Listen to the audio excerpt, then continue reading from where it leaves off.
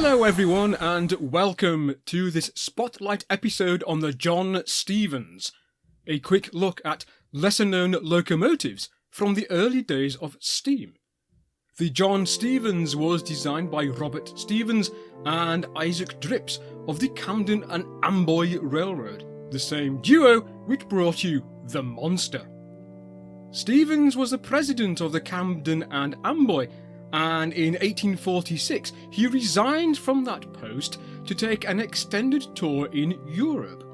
Whilst there, he came under the spell of the patent locomotives of Thomas Russell Crampton.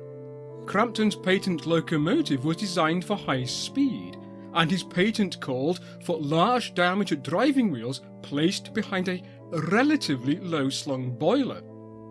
Stevens became captivated by the Crampton locomotive and brought the idea back to the United States with him.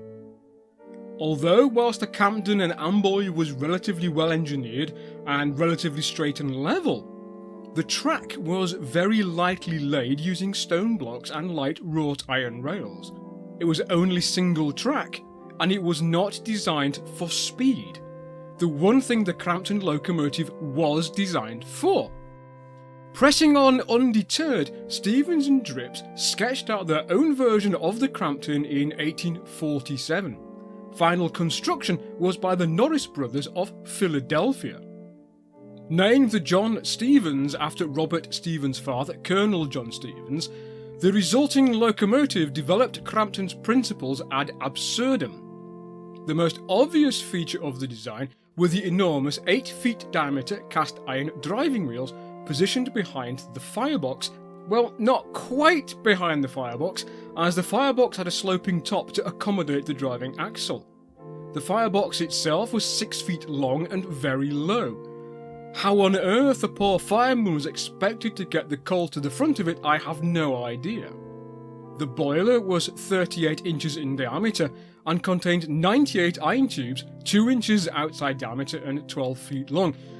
Furthermore, to keep weight to a minimum, the boiler was made from wrought iron plate, only 3/16 of an inch thick. That's only 4 millimeters, which is, quite frankly, absolutely terrifying.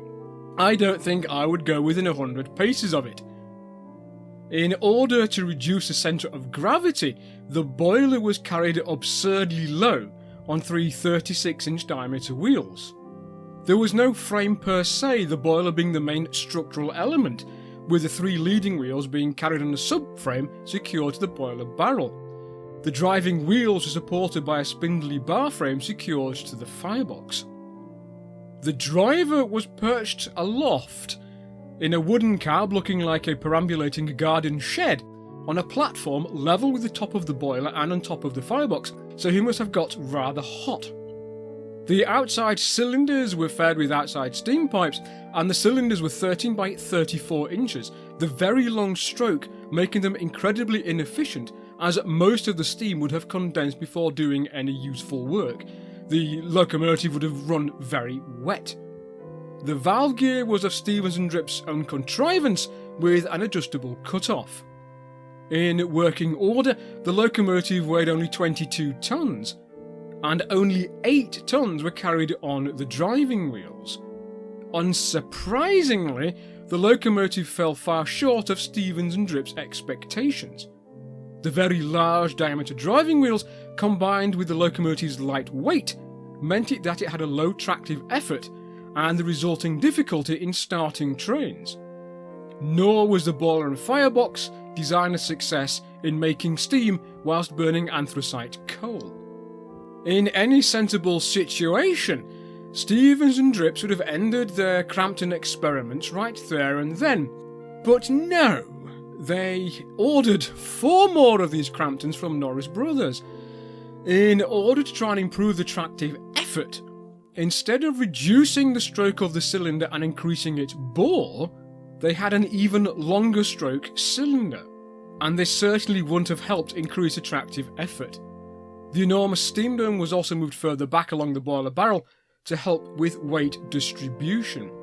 The first of these second generation Cramptons was delivered in 1850. The first one at number 28 exploded soon after delivery, and the Camden and Amboy carried out hydraulic tests, i.e. an air over water test, on its sister engines, which at 150 psi they failed spectacularly.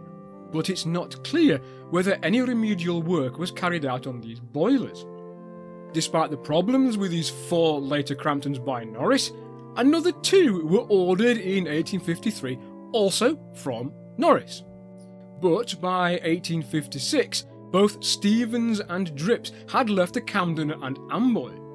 Drips was succeeded as motive power superintendent by Samuel Doherty, who rebuilt at least one of these unusual locomotives on more conventional lines as a 440.